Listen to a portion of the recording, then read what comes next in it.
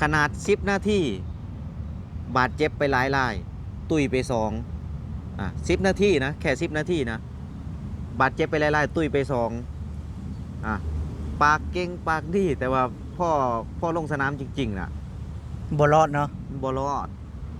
เพราะว่าหน่วยรบนี่เขาต้องใช้เวลาไปฝึกฝนบ่แม่นว่าใช้เวลาออกมาเฮาครูเตรียมตัวเรียบร้อยพร้อมคุยในนาที24 ชั่วโมง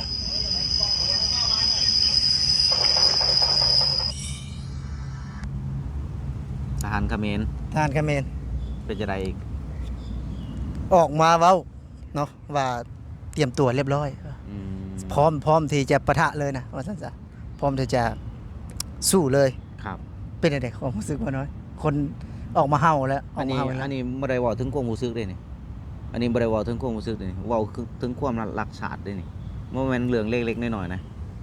เห็นบ่ยอดให้เบิ่งมื้อนึงน่ะเพิ่นเป็นหน่วยรบพิเศษบ่หน่วยรบพิเศษหน่วยรบพิเศษเขาออกมาท้าทายกันแบบนี้บ่อันนี้ก็บ่ฮู้หน่วยรบพิเศษเขาบ่ได้ออกมาท้าทายกันแบบนี้เขาฝึกฝนฮอดลงสนามรบเขาเฮ็ดจริงโลดเนาะนั่นแหละเขาว่าเสือนอนหามปลุกคือจังแบบเห็นแบบนี้นี่คือแบบว่าเขาห้องปลุกคนไทยนี่เนาะปลุกทหารไทยที่แบบว่าแบบอยากสมมุติคือเรื่องมันยังบ่ได้แบบว่าหุนแฮงขนาดนั้นน่ะแต่ว่ายุแย่ให้คนไทยนี่เขาห้องบ่ได้ให้คนไทยนี่อยากให้ใส่หั่นนะคันว่าเราภาษาบ้านเฮาคั่นน่ะสิแนมจังได๋แนมว่าพฤติกรรมต่ำบ่น้อยแนมว่าพฤติกรรมต่ำเนาะคือเห็นออกมาเฮานี่หลายโตล่ะออกมาเฮาแบบนี้บางคนก็ยกเท้ายกตีนใส่กล่องนะออกมาเฮานี่หลายโตล่ะแต่ก็บ่ได้เฮ็ดหยังจักเทื่อเห็นบ่ขนาด10นาทีบาดเจ็บไปหลายรายตุยไป10นาทีนะแค่10นาทีนะบาดเจ็บไปหลายๆตุยไปปากเก่งปากดีแต่ว่าพ่อลงสนามจริงๆน่ะ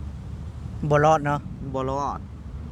เพราะว่าหน่วยรบนี่เขาต้องใช้เวลาไปฝึกฝนบ่แม่นว่าใช้เวลาออกมาเฮาคือหน่วยรบเนาะถ้าหากว่าคือ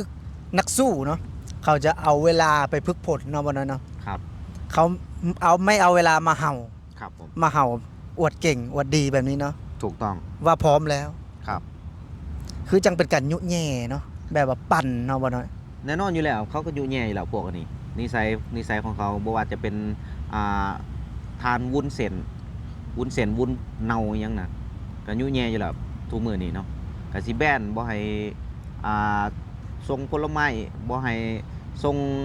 คนไปเฮ็ดงานหยังต่างๆนานาก็ออกมายุแย่ออกมาคูอยู่แล้วเขาบ่ได้เอิ้นยุแย่ดอกพวกนี้มันพวกคูคือบ่ยอมรับซะบ่น้อยเจ้าว่าเจ้าคิดจังได๋เขาคือบ่ยอมรับพวกนี้นะยอมรับแบบใดยอมรับว่าเจ้าของนี่ด้อยกว่าคือว่าแบบว่าอยากแต่ข่มขู่บ่ยอมรับว่าเจ้าของด้อยกว่า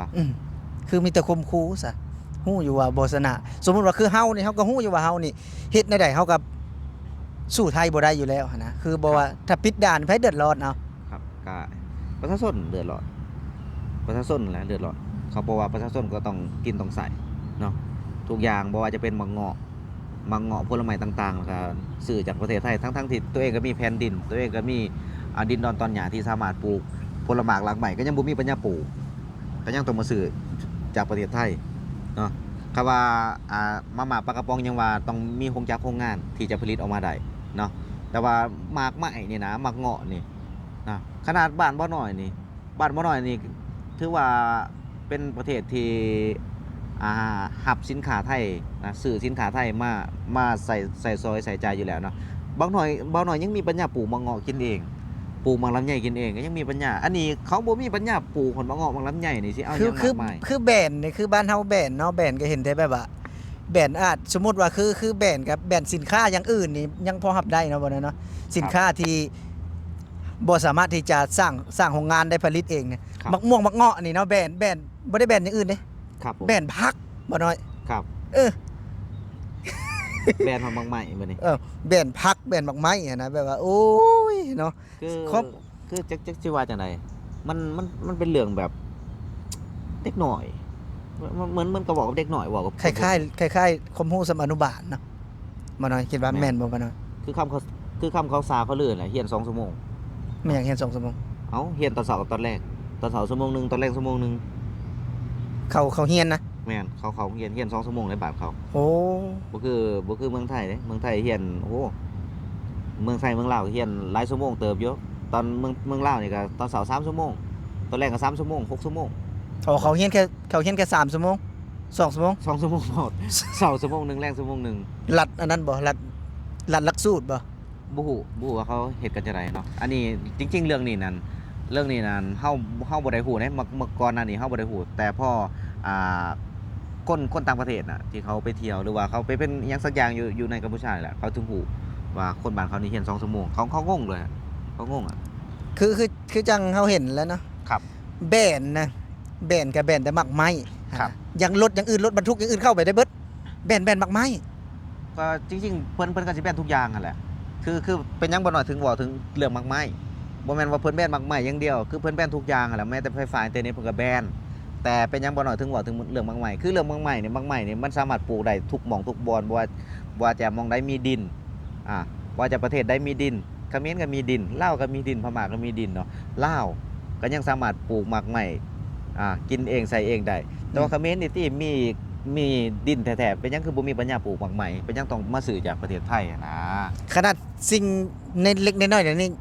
ยัง ยังบ่มีปัญญา บ่มีปัญญาเนาะ ปาน ป่านนั้นยังมาออกมาเฮาอีกเนาะมาเฮาว่าพร้อมแล้วเด้ว่า ครับผม หน่วยรบพิเศษผู้ใด ครับ หน่วยรบพิเศษภายของครั้งแน่เด้ ครับ ภายอาวุธครั้งแน่เด้ว่าออกมาพร้อมแล้วว่าเข้ามาได้เลยว่า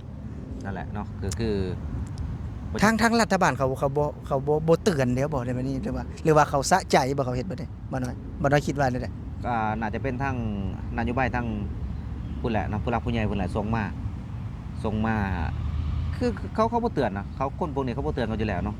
กับพฤติกรรมบ่ว่าจะเป็นเหยียบธงชาติเหยียบธนบัตรหยังต่างๆเนาะเห็นบ่คนเขมรเอาใส่เท้าใส่ตีนเหยียบธนบัตรไทยคนไทยต้องการโต้กับเว้นทางกัมพูชาที่จะออกมาเตือนหรือว่าจับโต้ส่งมาให้ไทย แต่ว่าเวลาทหารกัมพูชามาอยู่ประเทศไทย แล้วมาเว้าเรื่องความลับของประเทศกัมพูชาอยากให้ไทยนี่ส่งตัวกลับไปเนาะไทยเขาก็บ่เฮ็ดเด้เนาะคือแบบว่าตอนเจ้าของเฮ็ดผิดเฮ็ดชั่วเวลาไทยเรียกร้องอยากได้ความเป็นธรรมอยากให้เอาผู้กระทำผิดมาลงโทษแต่ก็บ่ยอมส่งให้บ่ยอมเตือนบ่ยอมหยังเฮ็ดคือผู้บ่เฮ็ดนี่นะ แต่พอวันที่เจ้าของเนาะ ครับ คือบ่อยากดูแลเนาะบ่อยากดูแลแบบว่าน้ำใจผู้อื่นนะคือจังคนไทยนี่ก็ถือว่าเสียใจนะที่แบบว่าเอาเท้าไปเหยียบย่ำธนบัตรไทยนะครับ บ่ว่าแต่คนไทยคนลาวก็ยังบ่พอใจคนลาวยังบ่พอใจเพราะว่าคนลาวนี่ก็ยังเพิ่งไปบุญประเทศไทยเมื่อธนบัตรไทยนี่นะครับคนลาวยังย่อยกไว้อยู่เทั้งหัวแต่ว่าคนกัมพูชาเนี่ยเอาไปเฮ็ดแบบนั้นเนาะแล้วบ่มีไผออกมาปกป้องแล้วบ่มีไผออกมาแก้ต่างเนาะมีแต่ว่าเข้าข้างกันเท่านั้น มีแต่เข้าข้างกันดีใจซ้ำเนาะ ครับผม กดไลค์กดแชร์ซ้ ครับ ำเอานี่บ่าวน้อยนี่ใกล้จบคลิปแล้วบ่าวน้อยสิอยากฝากบอกถึงในหมอนะไอ้หมอทหารเมื่อกี้นี่นะ หมอที่ออกบ่เฮาบ่น้อยบ่อยากฝากบอกดอกบ่น้อยบ่อยากเอาความคิดของบ่น้อยไปปัวปนนำคนพวกนี้เนาะกับขอให้เจริญแค่นั้นแหละ บอกไผเจริญนะ ขอให้เล่าแล้วเจริญเนาะที่ออกมาขู่คนอื่นออกมาเว้าขอให้เจริญแค่นั้นแหละ สำนั้นเลยเป็นบ่าวน้อย นั่นแหละครับ อ้าว บ่มีหยังสิเว้าคนแบบนี้บ่น้อยบ่อยากเว้านำครับ มันเป็นตามมันใส่นะบ่าวน้อยเนาะ ครับ อ้าวสำหรับคลิปนี้เนาะบ่าวน้อยกับบ่าวยอดพี่น้องก็ขอบคุณเนาะพี่ๆที่ช่วยกดติดตามกดไลค์กดแชร์เนาะสำหรับมื้อนี้บ่าวยอดกับบ่าวน้อยสิขอลาพี่และน้องไปก่อนสวัสดีครับ ครับผมสบายดีครับสวัสดีครับ